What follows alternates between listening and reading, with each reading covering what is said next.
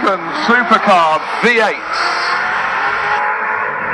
One of the stars of the Australian Touring Car Championship. Meanwhile, Chris Druitt is going to join us and tell us about something up in the skies. Yeah, look. Listen, Joe. What's up in the sky? Vulcan. In a few minutes' time, in exactly 1 minute, you're going to be deafened by 4 Olympus engines and dazzled by the sight of a great big delta in the sky. I'm joined by Sean Lappin. Welcome to the sky and our annual treat of seeing this wonderful aircraft. Sean, it's a treat, and the good news is that this may not be the last time we see Vulcan. Absolutely, Chris. Actually, you probably won't be deafened straight away. She'll probably tiptoe up quite quietly. For a very big aeroplane, she can be very quiet when she wants to be. You will hear her making a lot of noise later when they put almost full power onto those 4 big Bristol Olympus engines. Do we know who's flying Vulcan today? Yes, we do. It's Phil O'Dell, who is the Rolls-Royce test pilot. The very same. And Phil pilots the blue Spitfire that belongs to Rolls-Royce, so jumping out of Spitfire into Vulcan is quite a change.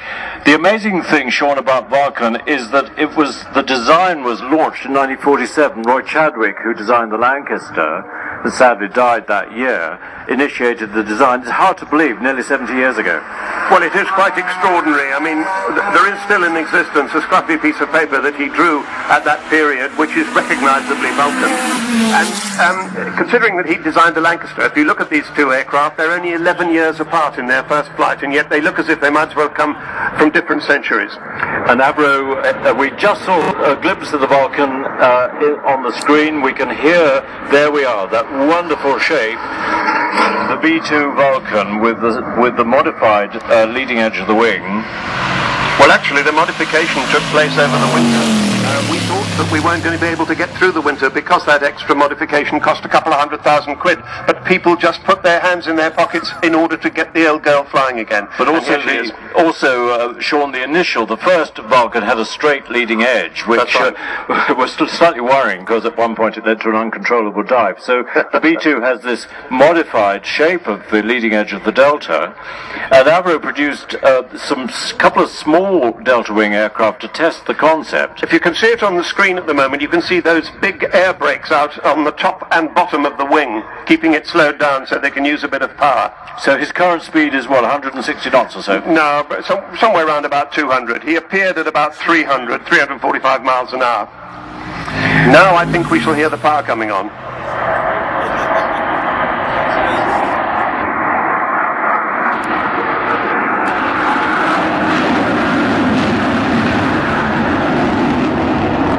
That's without reheat, so that is quite a noise.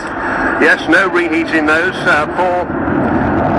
Rolls-Royce Bristol Olympus 202 engines, about 16,500 pounds of static thrust each, 65,000 altogether. They were, of course, the same engines that were eventually developed into Concorde. And, of course, this is the airframe that developed into Concorde as well. You see, she's got the wheels down now. All 18 wheels, 16 on the main undercarriage and 2 on the nose there, as if she were doing an approach, but we rather hope she isn't going to land. This, of course, is XH558, which took part in that amazing bombing run to the Falkland Islands. Not quite true. This was the last one that flew in the Air Force, and our chief pilot, Martin Withers, is the man who flew Vulcan 607 down to the Falkland Islands with 21,000 pounds of bombs and dropped them on the runway. 2 of them hit, which is about par for the course. These are Second World War dumb bombs, and put the thing out of use.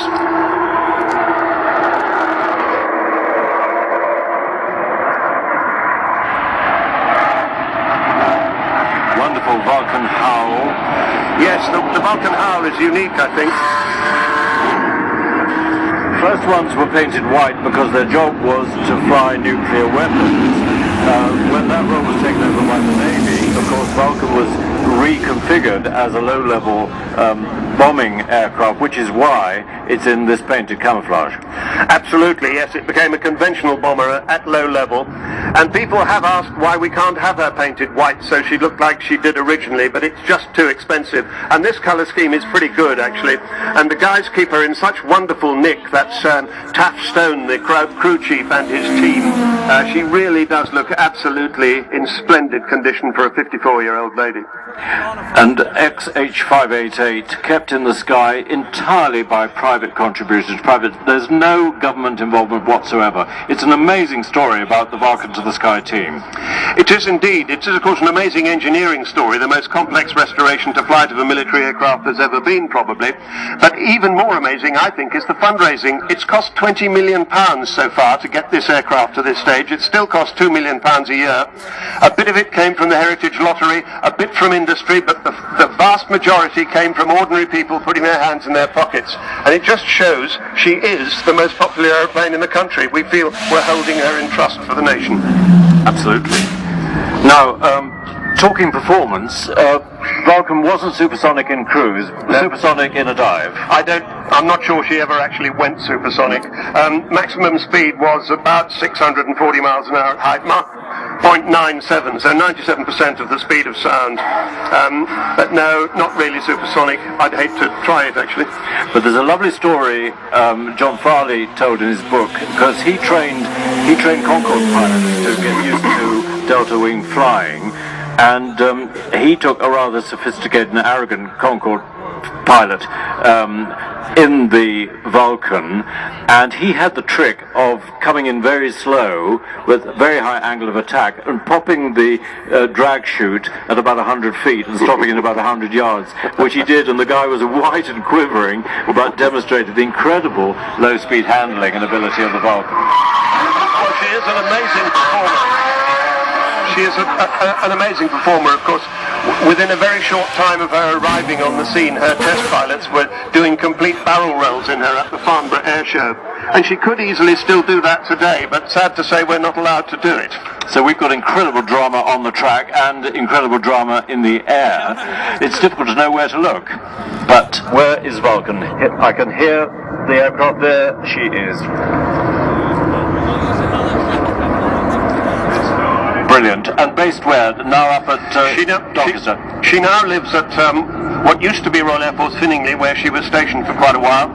It's now snappily known as Robin Hood Airport, Doncaster, Sheffield.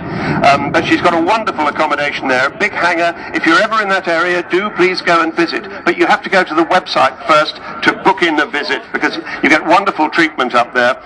It's vulcantothesky.org.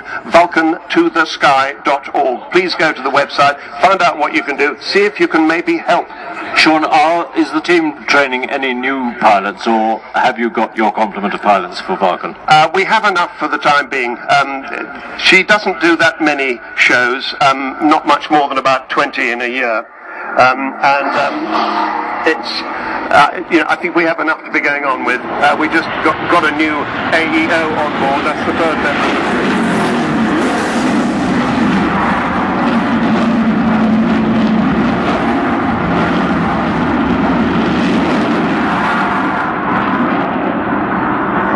We can't spoil that wonderful noise by talking over it. Well, you don't have much chance, really. I suspect that may be about it for Vulcan. But sitting where I am, I can't really see her. I can see her on a screen, and I think she's probably heading away now. Well, we've had a wonderful, nearly 8-minute display from Vulcan. The good news is we hope she'll be back next year. Yes, we plan that she should be still on the display circuit this time next year. Certainly to the end of 2015, unless of course she goes broke in the meantime. It's a really serious, perennial, continual risk. You know, £38,500 has to be raised every week to keep her going, and that is a big problem. If you wanted to help, get your mobile out and text the letters.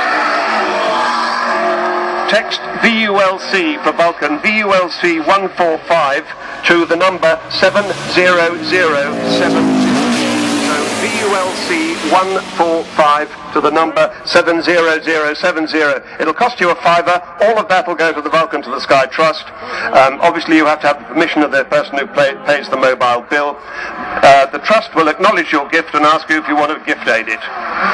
So thanks to Sean very much indeed. Useful information. See you next year, we hope. Action on the track, Capri up on the hill.